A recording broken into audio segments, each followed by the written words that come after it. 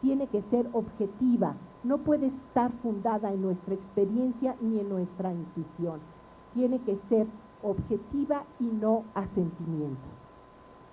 Dentro del ambiente de aprendizaje, y voy a hablar de ambiente de aprendizaje, que es el término que utiliza el modelo educativo institucional para poder abarcar cualquier tipo de modalidad, porque en la modalidad presencial el ambiente de aprendizaje es el aula.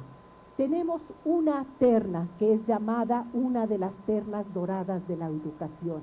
Está el estudiante, el profesor y el contenido que queremos enseñar.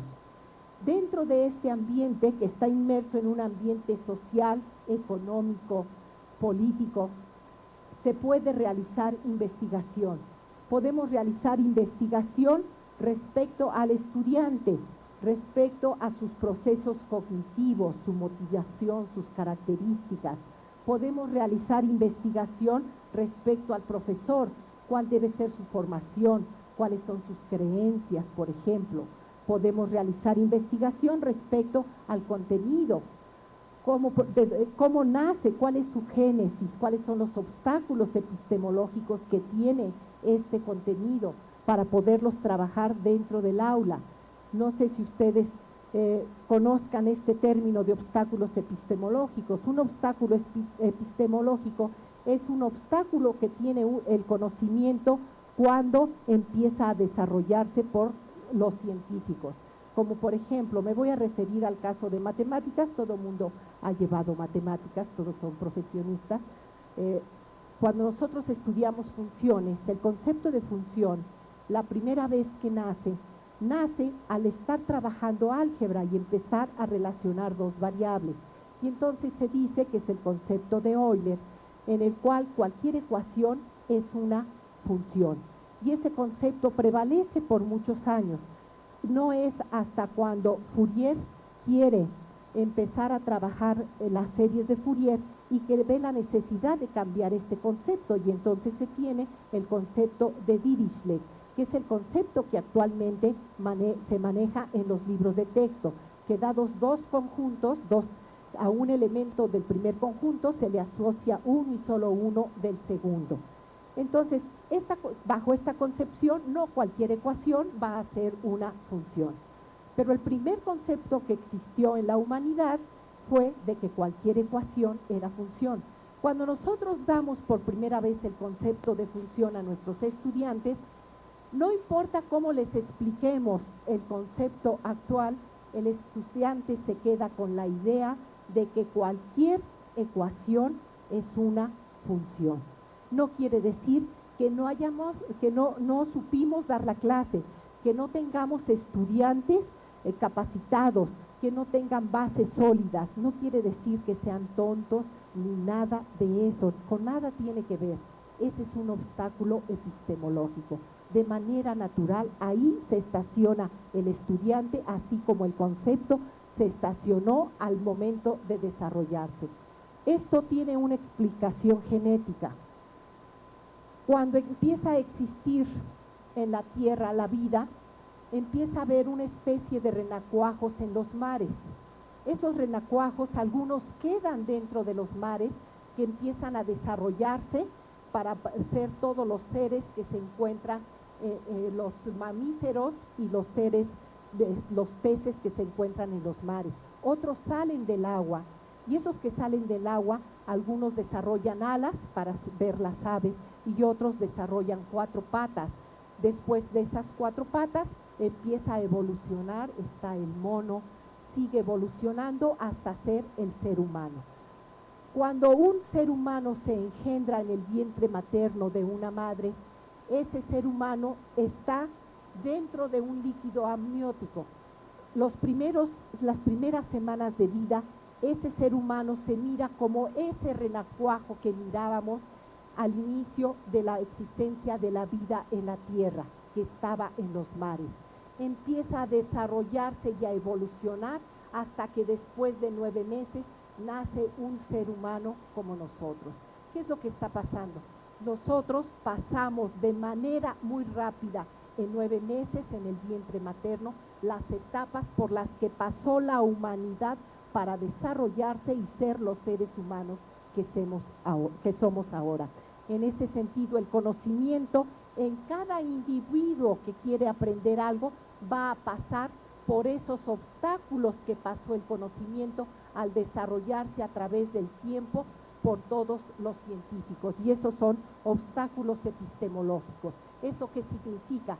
Que si yo estudio la génesis de dónde provienen los conceptos que le voy a enseñar a mi estudiante, de antemano ya sé dónde se va a atorar, dónde se atoraron los científicos para desarrollar ese conocimiento.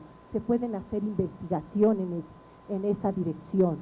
Después, dentro de este ambiente de aprendizaje, tenemos interacciones entre el contenido y el alumno, el contenido y el profesor. A esas interacciones se describen a través del currículo. Y la interacción que existe entre el alumno y el profesor, que esa interacción se da a través de la didáctica. Voy a hablar en este momento de lo que es el caso del ambiente de aprendizaje inmerso dentro del nuevo modelo educativo o nuestro modelo educativo institucional. Y voy a tomar en cuenta 4 elementos básicos que necesitamos considerar dentro del aula, porque el modelo educativo institucional, en su edición de 9 libros, nos habla de muchos elementos generales, pero son 4 los esenciales que inciden dentro del aula y que nosotros tenemos que conocer, manejar y hacer investigación respecto a ellos. Uno de ellos es la integración del conocimiento, la construcción del conocimiento es otro, el uso de las TICs y la formación integral del educando. Para todo ello necesitamos desarrollar investigación educativa, pero disciplinaria, es decir, vinculada con nuestra disciplina, no investigación educativa a secas, sino relacionada con nuestra disciplina. Para el caso de la integración del conocimiento, quiero comentar que ese es un punto muy importante y es un punto que hemos estado trabajando un equipo de investigadores del Instituto Politécnico Nacional. ¿Por qué es importante trabajar esta parte de la integración del conocimiento? Me regreso a cuando se inicia en la Tierra la humanidad y empiezan a construirse pequeñas comunidades que se vuelven civilizaciones sedentarias cuando empiezan a satisfacer sus necesidades primarias, porque tienen agua, porque tienen alimento, porque hay animales de donde pueden tomar las pieles para cubrirse de las inclemencias del tiempo. En ese momento son sedentarias las civilizaciones y al no tener preocupaciones para sus necesidades primarias, empiezan a tratar de explicarse los fenómenos que les rodean. ¿Por qué las cosas caen? Porque a veces está el sol y a veces no está. ¿Por qué el pelo me crece? Etcétera. Todo esto se quieren explicar y empieza a nacer la ciencia. Las gentes que tratan de explicarse todas estas cosas son los ahora científicos. Y resulta que se empiezan a dar cuenta que todo el conocimiento está integrado. Observemos. Vamos a estudiar el fenómeno de crecimiento de una planta. El fenómeno en sí es biológico. Para crecer requiere de nutrientes, entre el cual se encuentra la fotosíntesis, que es un elemento de la química. Este requiere de la luz, que es un elemento de la física. La planta cambia de dimensiones, tiene que ver con la matemática. Todo está integrado. Si nosotros buscamos en la enciclopedia el nombre de Isaac Newton, dice, era físico, químico, matemático, etcétera, etcétera, etcétera. ¿Por qué? Porque todo el conocimiento estaba integrado, tenían que saber de todo. Conforme avanza el tiempo, el conocimiento es demasiado lo que tiene que saber el científico, lo que tienen que conocer las personas. Entonces, artificialmente los científicos deciden disgregar el conocimiento para poderlo estudiar ellos, pero ese es un problema que ha llegado hasta nuestras aulas. porque el estudiante, y podemos ver en cualquier retícula curricular, que tenemos por un lado la física, por otro lado la química, la biología, circuitos eléctricos, teoría electromagnética, etcétera. Todas las materias desvinculadas. Y cuando nuestros egresados quieren resolver problemas reales de la industria, en ese momento apenas tienen que integrar el conocimiento en su cabecita para poder enfrentar las problemáticas reales. Ese es un problema que existe. En el Politécnico, desde 1984, hemos empezado a desarrollar una teoría que ahora que se llama la teoría de la matemática en el contexto de las ciencias, y se ha generalizado a la teoría de las ciencias básicas en contexto.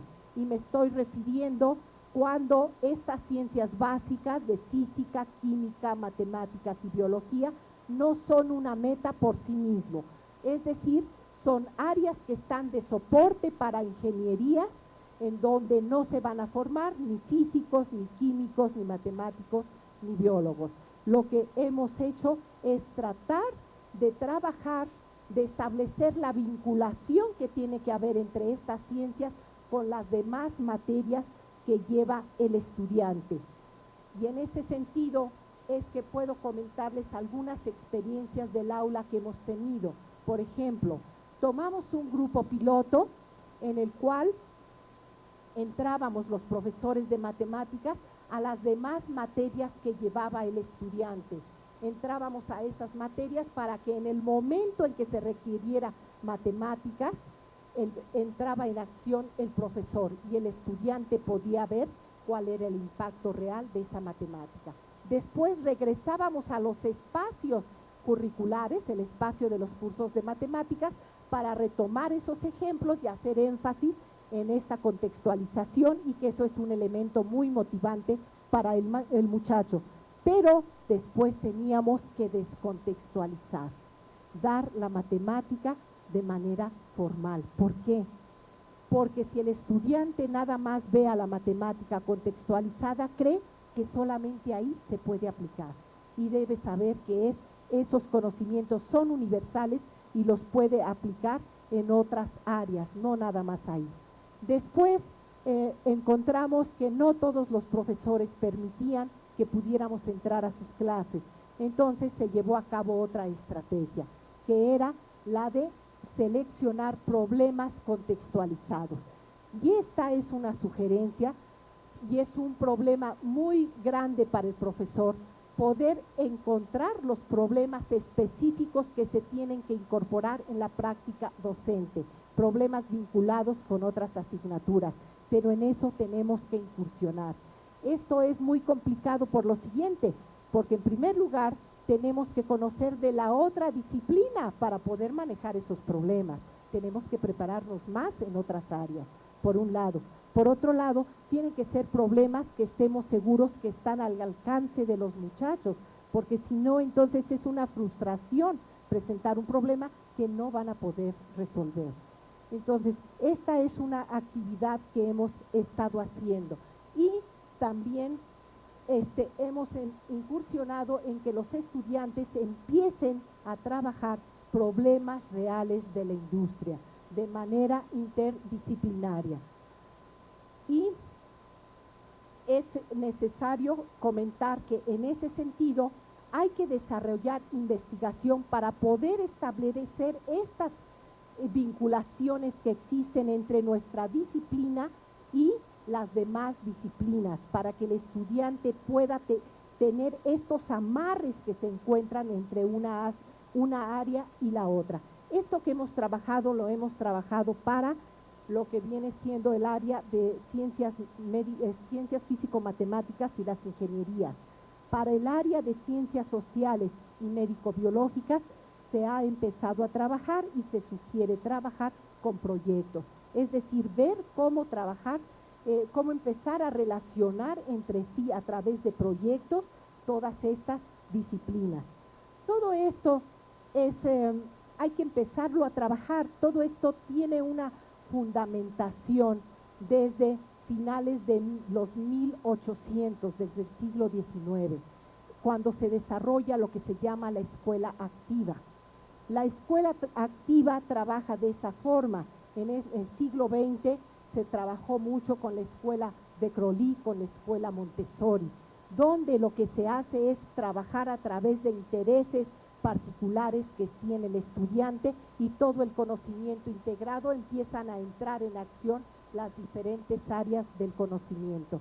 Esto está muy comprobado que lo que hace es desarrollar principalmente la creatividad en el estudiante, pero hay conocimientos que quedan en tierra de nadie, hay conocimientos que no quedan incorporados en todos estos proyectos y todos estos problemas. Esos hay que rescatarlos, se necesita hacer investigación para ver cuáles son esos conocimientos que hay que dar de forma adicional.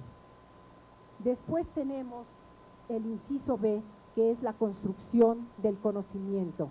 A través de problemas contextualizados y proyectos, se construye el conocimiento y el alumno se empieza a ser responsable de su propio aprendizaje, principalmente porque está muy motivado. En las investigaciones que les comento de la matemática en el contexto de las ciencias y las ciencias básicas en contexto, hemos verificado a través de investigaciones que el alumno construye conocimientos integrados, no fraccionados, y además posee conocimientos con amarres firmes y duraderos a las estructuras cognitivas y no son volátiles. Es decir, ¿cuántas veces se da un curso y al siguiente semestre se les pregunta a los estudiantes y dicen, eso no lo vi? Es que tuvieron conocimientos volátiles. Cuando trabajamos a través de sus intereses, a través de esta vinculación entre disciplinas, los conocimientos son duraderos, no volátiles. Y a través de estas dinámicas el estudiante está totalmente motivado. Es necesario llevar a cabo investigaciones para saber en nuestra disciplina cómo y cuándo incorporar los problemas y proyectos a nuestra clase, a lo mejor como parte diagnóstica, como un motivador, como un apoyo, como un elemento para construir el conocimiento, a lo mejor como una evaluación. Hay que saber qué temas y conceptos disciplinarios son los que hacen falta, y todo esto está correlacionado con la modalidad educativa de que se trate y con la disciplina de que se trate. Para el caso de la enseñanza tradicional, es muy importante que empecemos a incursionar en las nuevas tecnologías, con los nuevos elementos. Cuando nosotros estamos incorporando en la enseñanza tradicional los problemas y los proyectos, la verdad no hay tiempo para ello. Los tiempos didácticos son muy cortos. Hay que hacer uso de las nuevas tecnologías, poner diálogos en línea, abrir espacios de discusión en plataformas tecnológicas para que los estudiantes trabajen. Y es la oportunidad de hacerlos trabajar en equipo, que es una de las características que tienen que tener nuestros estudiantes y que no desarrollamos, y que además los empresarios demandan de nuestra gente y que han hecho llegar esas observaciones hacia nuestro instituto. El otro elemento que tenemos es el uso de las tecnologías de la información y la comunicación, que en buena medida es un acercamiento hacia la modernidad.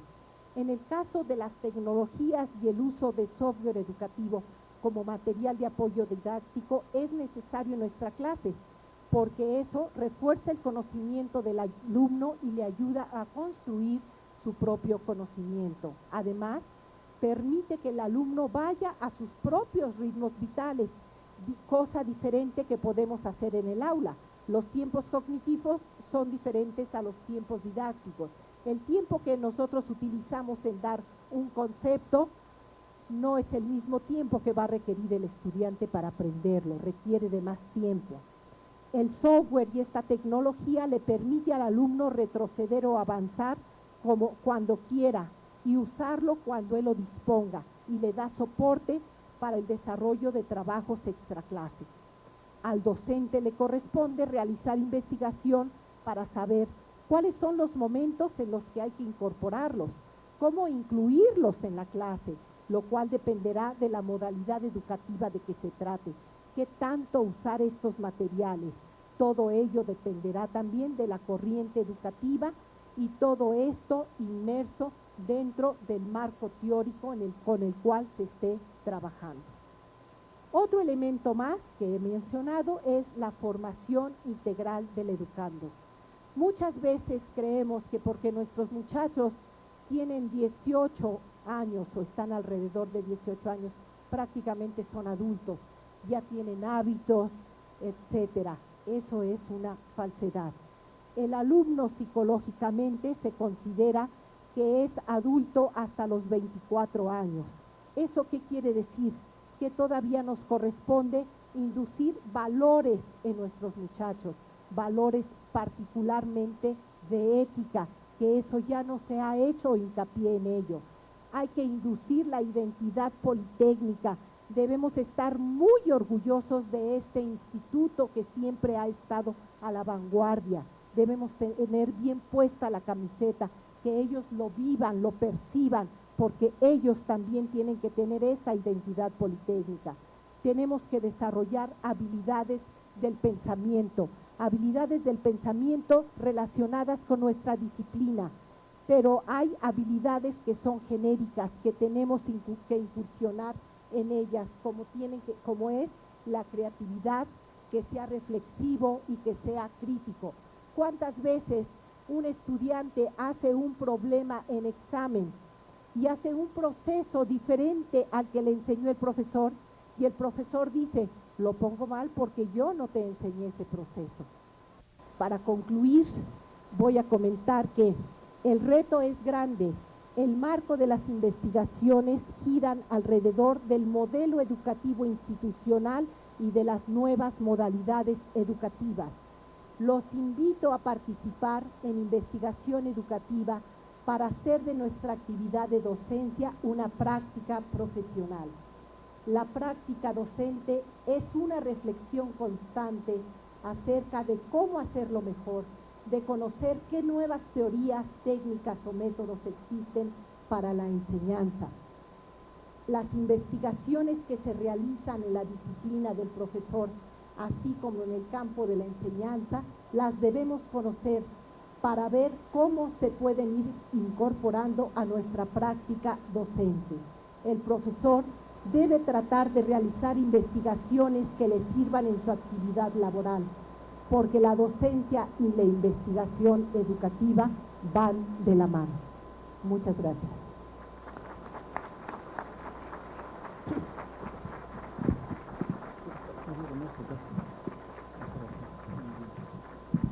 Bueno, creo que la plática fue sumamente rica, una serie de preguntas que deben haber surgido, y justamente me llega una de la profesora María Elena Mendiola Medellín de la ESINE Culhuacán. La voy a leer. Dice, la modalidad educativa que uso la llamo Taller de Humanidades. Tenemos un website de la materia, una lista de correos para estar en contacto continuo, actividades extra, aula, periódicos, murales, etc. Todo esto es complemento de las horas frente al grupo. Pone el nombre, la página web www.mmendiola.net. Es el portal de entrada a diferentes materias. Registré un programa de investigación al respecto. Ojalá y sea aceptado. Yo mismo realizo los websites y suministro la lista de correos. Creo que es más bien una información para los participantes, por si alguien desea incorporarse en este taller de humanidades. Si alguien tiene, entonces les repito el sitio donde se pueden correlacionar. Es www.mmendiola.net. No sé si alguien tenga alguna pregunta en concreto.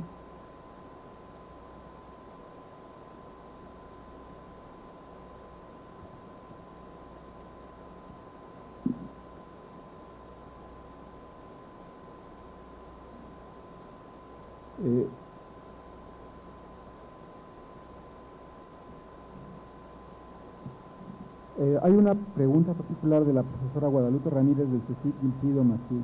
Dice, ¿cómo se puede hacer investigación en el aula como profesor? ¿O cómo identificar los problemas en el aula como docente sin ser investigador? Claro. Es una buena pregunta. Realmente nosotros como profesores detectamos problemas desde el momento en que muchas veces damos nuestra clase y esperamos que todo el mundo salga muy bien,